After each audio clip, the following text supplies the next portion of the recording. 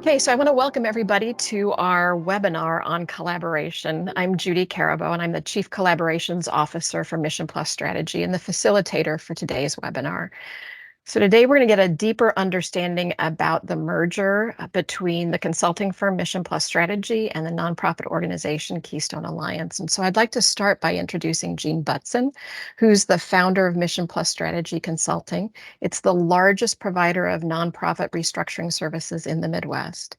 Jean has served as the president and CEO of Lakefront Supportive Housing for 18 years. And in 2005, she led the merger with Mercy Housing. At the end of 2022, Jean once again was at the center of a strategic restructure when she merged her consulting practice, Mission+Strategy, with Keystone Alliance. So I'd like to welcome you, Jean, and thank you for being part of this today. Thank you, Judy. And then our next guest is Greg. He is the CEO for Keystone Alliance. Keystone Alliance is the parent organization for two nonprofits that serve the developmental and intellectual disability community. Keystone provides back office services, administrative and strategic support for Glenkirk and Search, as well as contractually with PACT. Mission+Strategy expanded Keystone strategic consulting offerings when they merged at the end of 2022. So welcome, Greg. Thanks for being a part of this webinar. Thank you so much. So I'm going to just jump right in and start with our first question. So, and this will be for both of you, but Jean, I'm going to ask you to start off answering the question. But from both of your perspectives, tell us a little bit about what prompted you to even begin to talk about a merger between Mission+Strategy and Keystone Alliance. Jean? Well, like a lot of mergers, Judy, sometimes they're things come together through opportunity, and that was certainly the case here. So in 2022, I had been going through the process of beginning to transition down my business. I was preparing to retire. I had been in a number of conversations with other consulting firms about the possibility of my firm merging with their firms or discussions along those lines, but nothing really ever came together. And so I was prepared to close my business and was moving in that direction when last summer, in the summer of 2022, I should say, I happened to be on a training call with Greg, and it was a positive experience. And so at the end of it, we sort of emailed each other because it was a Zoom call, and said, hey, let's have coffee. And I tell a lot of my clients that's how these things sometimes get started. And so we were having coffee, and Greg was like, hey, what's up? What's going on with your future? And so I decided to share with him that I was getting ready to close my business and retire. And he said, no, that really can't be. And so I said, well, maybe there's something here. And so I asked him if Keystone might be interested in the possibility of acquiring Mission+Strategy, and he was kind of shocked and said yes, he would be very, very interested in the possibility. And so that got us started. So at this point, I think it would be really good to turn it over to Greg and let Greg kind of take it from here and explain what happened. Yeah, I fell out of my chair and then I got up, and no, it was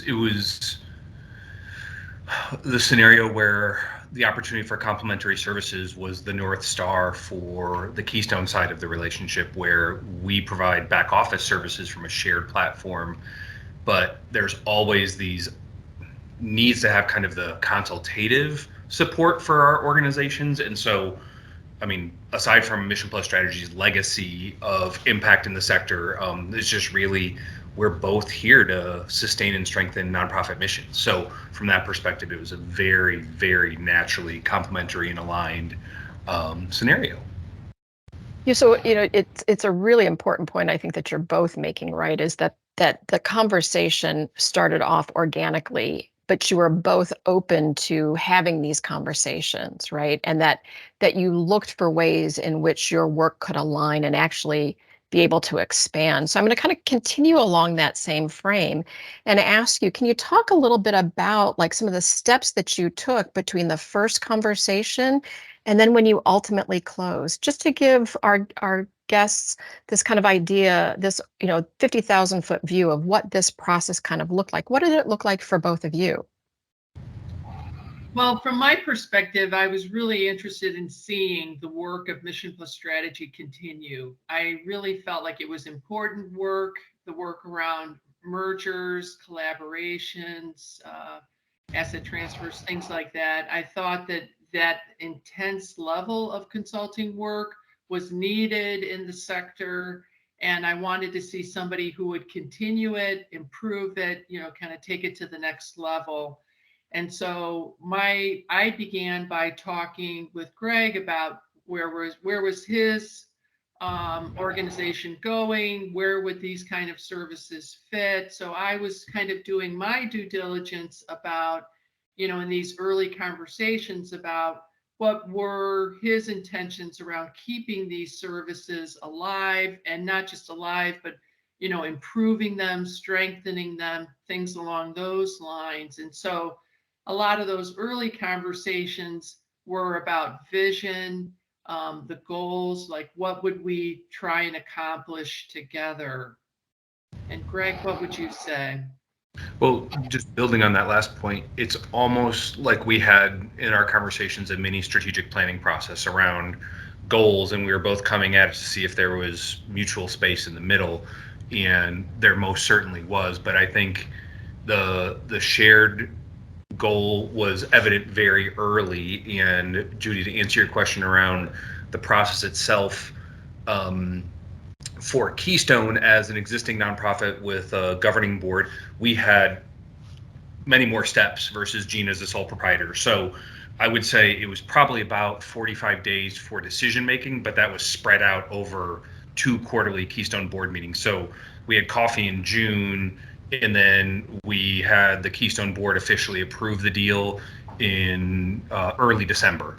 But there was just a lot of kind of working with board members to make sure they understood what was happening and things of that nature. But again, given the alignment and each of our experience, and Jean's much deeper than Keystone's, but in the merger, acquisition, and strategic collaboration space, it was kind of fun to just say, okay, I'm going to grab the playbook over here and let's follow our own rules. And it was rather straightforward from that perspective. And we still did things like we wrote a letter of intent, we wrote a memorandum of understanding, and that really kind of helped crystallize what it is we were trying to accomplish and how we were going to get there. And I think it helped Greg's board too to crystallize, what was Greg intending to do with this asset, and to help his staff understand that too. So Absolutely. So it sounds like, again, that like you really, Jean, were almost like helping to facilitate this process as you were going through this process, right? Being that facilitator of so many mergers, you were facilitating this process in a way as you went through it. And Greg, the point about kind of, because your organization is a nonprofit governed by a board, the steps that you had to go through that Jean necessarily didn't have to go through. Absolutely. So, Jean, you talked about the letter of intent and MOU as steps that you guys took during this process, and that really raises the question: what were some key issues that the two of you had to work out, and were there any stumbling blocks that you guys felt were issues that you really needed to work through, and how did you guys address them? Well, I think my experience was that it was really rather smooth, but some of the classic challenges in this process are who is going to be the leader after the transaction is complete. How are those things going to work? But given Jean's plans to retire and Keystone's intent around this strategically, those matters were relatively well settled. On our side, I think it was more getting over the surprise of, we have an existing strategic plan within Keystone's 4 walls that we were very deep in the way of executing, and so it was like, we haven't talked about this kind of an opportunity before. This isn't on the plan, but it was an opportunity nonetheless. So really getting getting all of our stakeholders, board members, and senior leadership team folks up to speed. Once they got up to speed, everybody was in agreement this is a wonderful opportunity for us. But I think that was, from the Keystone perspective, the biggest stumbling block. Mhm. Mhm. Jean, what Yeah, are your thoughts? well, I would say there wasn't a huge stumbling block for me, except to know that there was going to be somebody like you, Judy, in the position of Chief Collaboration Officer who was going to be ready, when we closed, to kind of start to execute the strategy. And so I didn't want to close and not have somebody in that position, and then just wait, while we found, while we filled that position. So I think that was the kind of the biggest concern for me. But in general, one way or the other, I knew that I was going to be closing my business down by the end of the year. The timing for when we closed and things like that are normally really big was not as big a concern for me, because I knew what I was doing one way or the other. And so when we closed on the merger was not a huge issue for me.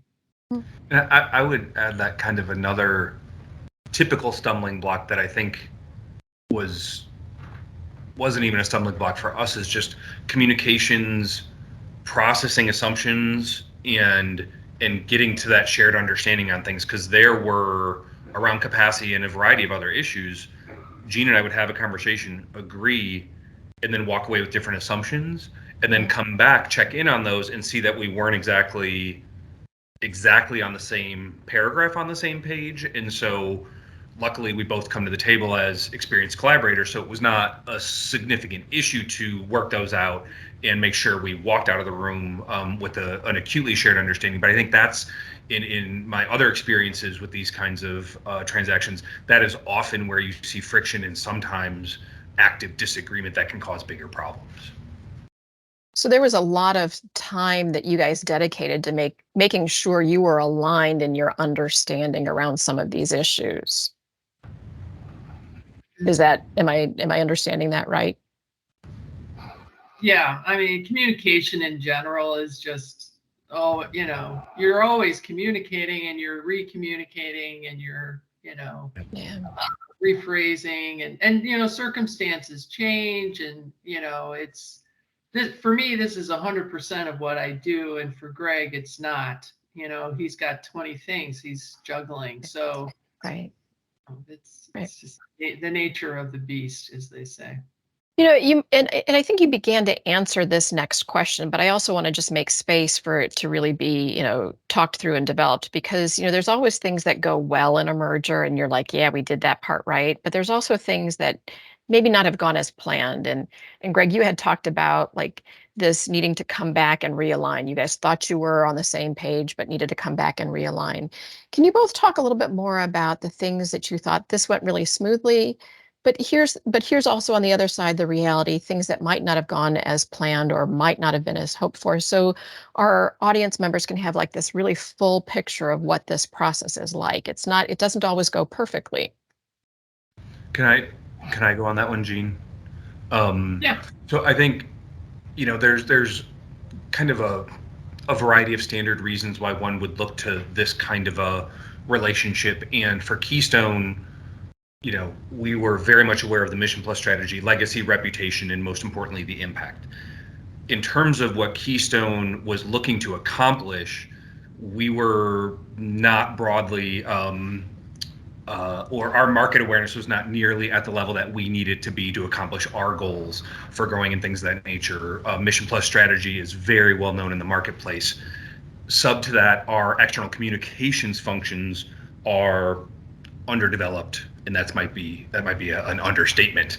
And so, very much one of the organizational objectives was to learn from the Mission+Strategy communications strategy and experience to grow and inform the Keystone side. But after the transaction, our lack of communications experience has been kind of a continually resurfacing theme. We're finding our way through it, and we're navigating, I think, well from that perspective. But in the area of kind of complementary strengths, offsetting, other organizations' needs to improve.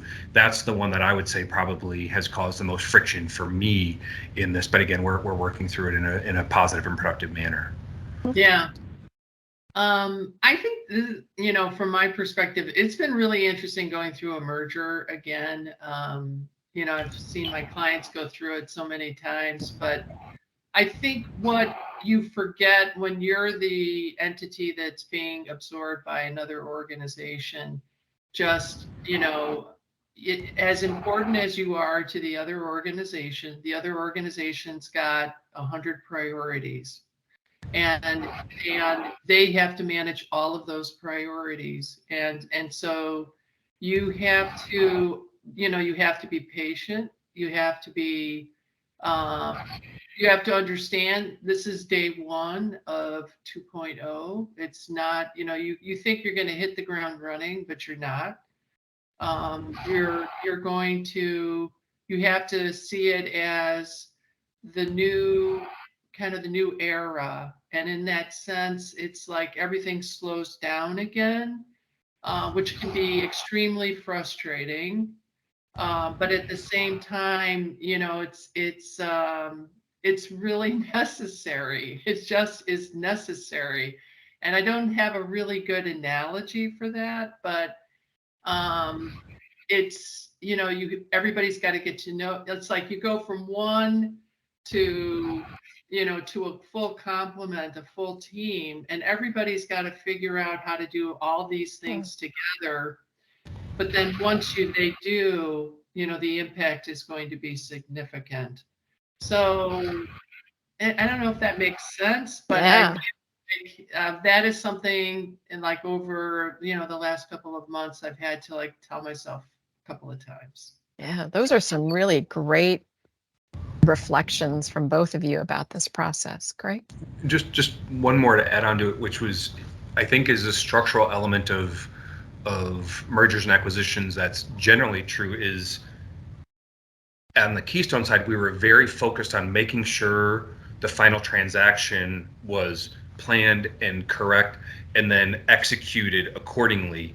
Then the work on the other side to start the transition process, maybe it's superstition, but I've seen other scenarios where you start doing the after work and it confounds the ability to execute the actual acquisition or merger transaction. And so I think that was the other thing, is we wanted to keep a relatively small circle of people who were aware of it, just in case something got wobbly and the final transaction didn't get executed as planned, so that we weren't at a full stop on the other side of the transaction, but it was a very slow roll to get up to speed. And I think that's just, again, you can handle it a variety of different ways, but from the Keystone side, we were very focused on making sure that everything was buttoned, and then we started going versus trying to work in parallel. Yep, that makes total sense. So to continue on this kind of reflective part of this webinar, there's been a lot of literature that talks about the technical process of a merger and a strategic partnership, and there's not necessarily as much on the human emotions that people experience as you're going through the merger on either side of the equation, right? And so Jean, you already started talking about some of that, like with the frustration about how things kind of slow back down. Can you both talk a little bit more about some of the feelings, reactions, expectations you've experienced through this process? I have an answer. Would you like me to go, or do you want to go first, Jean?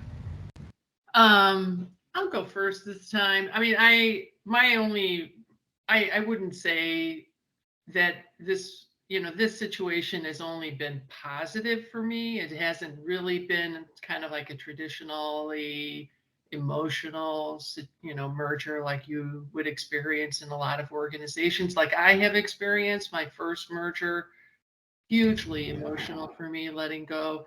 This has been comparatively extremely happy, extremely joyful, because I went from a one-person organization to a full team, and I can really play out, just how quickly the benefits are going to accrue here.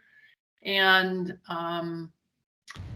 So I wouldn't say that this has been, a sad experience at all. I feel like it's been extremely positive. The only issue is she wants to retire at some point, and we don't want her to. So I think that's the only negative dynamic thus far. But I think going back to the communication um, kind of dynamics that we were talking about before, it's almost like an interpersonal version of merging cultures.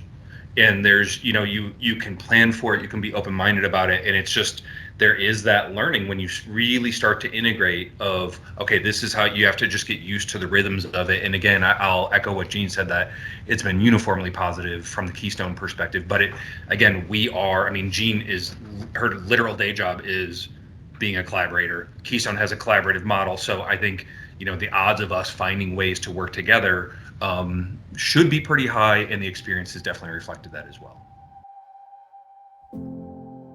So we've talked a lot about, or you've talked a lot about the merger between Mission+Strategy and Keystone Alliance, and I want to do a little bit of a pivot here, and really talk more globally for the next few minutes. And so, I think really the question that I'm interested in hearing both of your responses around are kind of like, why are strategic partnerships and mergers even important for nonprofits to even begin to consider?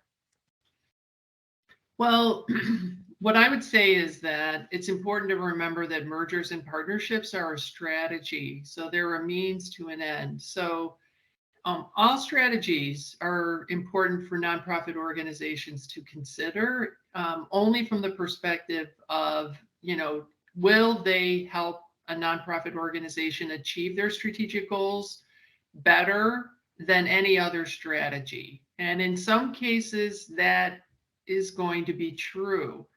Not in every case, but I think it's important for organizations to evaluate merger and collaboration strategies when they are doing strategic planning, when there's a CEO transition that's happening in those situations, just to be aware, to evaluate them, to see, would this strategy help us achieve our goals better than any other strategy? So, and when organizations do that, when they're familiar with those strategies, there may come a time when they decide, yes, it would be better, but it's helpful to have the experience of becoming familiar with the strategies before that time occurs. Also, you may be approached at some time by another organization who would come to you and ask, would you consider a merger or some type of partial consolidation strategy? And it's helpful to have the experience of evaluating these strategies before that occurs, so that you have the familiarity with them. And when the answer might be yes, we would like to evaluate them, an organization may decide that it's a really good strategy for their nonprofit organization. And I would encourage you to really do the due diligence and really pursue it, at least from the perspective of understanding what's best for my nonprofit organization. And if the answer is it's best, to actually, go through the process and do what's best for your nonprofit. So I've done it. Many people have done it. When it's best for the people you serve, for your employees, for your communities, it can be a really excellent strategy. I agree. I'm shocked. But I think looking at it from the other angle, the operating environment for any nonprofit organization is getting more difficult by the moment. Pandemics, never-ending funding crises, being in the state of Illinois with all of our idiosyncratic problems, you add it up, and the demands on an organization and its senior leadership and its board are mounting to the point where a strategic collaboration solution helps you get the resources, intelligence, and in some cases scale together to best execute your mission. And I just want to say out loud that going through this process has been really validating from the perspective of that mission sustainability and mission alignment. That's ultimately why you're entering into this. What's the best thing to do for the communities, populations, and people that we're serving? And again, in today's day and age, looking at this and understanding whether it's for you or not is something that should be on people's menu. Yeah, and Greg, that's such a good point. Let me just add, when organizations are attempting to achieve strategic results, here are the things they most often are looking for. They're looking for geographic expansion, serving more lives, and sometimes more diverse lives, like children, families, and adults, youth, so on. They're looking to expand their infrastructure, so much deeper and better quality information technology, outcome evaluation, human resources, finance and accounting, just to name a few things that you can get from infrastructure. And they're looking for better benefits and salary structures for their employees so that they can retain their employees, better training, better mobility for their employees than they're able to provide for their workforce right now. So this is just a sampling of some of the things, and then we could go on and talk about licensure and a continuum of services, a diversity of services. These are things that very often organizations cannot get on their own, or it would take years and years and years of effort to get on their own. Very often, these are the benefits, and there are multiple benefits that they get from doing a merger or a merger type of transaction.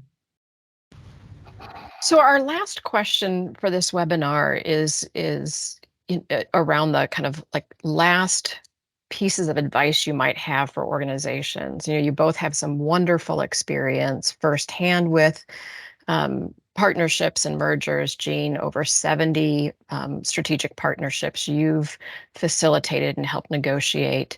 So what would be any kind of words of advice in any part of the process that you would have for nonprofit leaders considering a merger strategy?